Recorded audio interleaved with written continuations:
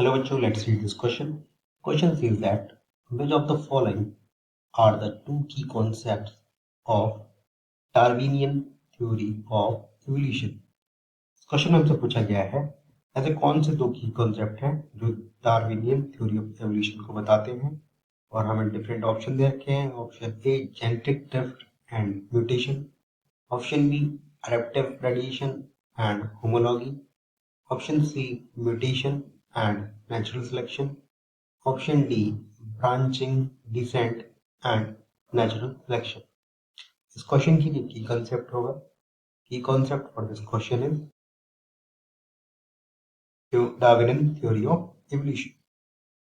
Darwinian theory of evolution. तो Darwin ने जो थ्योरी दी थी वो उन्होंने कहा था survival of the fittest, survival of the fittest, survival of the fittest, यानी कि उसी का सर्वाइवल हो पाएगा जो अपने एनवायरनमेंट के अकॉर्डिंग खुद के अंदर चेंजेस ला पाएगा, और चेंजेस के अकॉर्डिंग वो एडेप्टेशन, उसमें मॉडिफिकेशन हो पाएंगी, तो जो कि एनवायरनमेंट के अकॉर्डिंग फेवरेबल होंगे, वही ऑर्गेनिज्म सरवाइव कर पाएंगे. तो ऐसे ऑर्गेनिजम्स जो सरवाइव कर पाएंगे उनका क्या होगा, नेचर के द्वारा नेचुरल सिलेक्शन होगा. उनका क्या होगा, नेचुरल सिलेक्शन, नेचुरल सिलेक्शन. और जो ऑर्गेनिज्म उनका नेचुरल सिलेक्शन होगा वही इवॉल्व हो पाएंगे, लेकिन उनके जो एंसेस्टर होंगे वो कॉमन ही होंगे. क्या होंगे, कॉमन एंसेस्टर, कॉमन एंसेस्टर.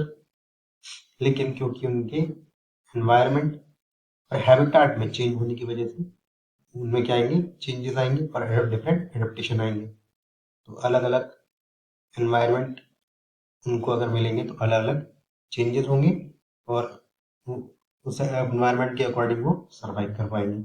तो इसी को बोलते हैं ब्रांचिंग डिसेंट, यानी कि कॉमन एंसेस्टर से वो उनकी ब्रांचिंग हो गई और वो एक अलग मॉडिफिकेशन उनके अंदर हो गया. इसी को क्या कहेंगे हम, ब्रांचिंग डिसेंट, ब्रांचिंग डिसेंट. तो इसके अकॉर्डिंग करेक्ट ऑप्शन होगा option D, branching descent and natural selection. Other option देख लेते हैं. Option A genetic drift and mutation, genetic drift यानी कि सडन चेंजेस उसके जीन्स में.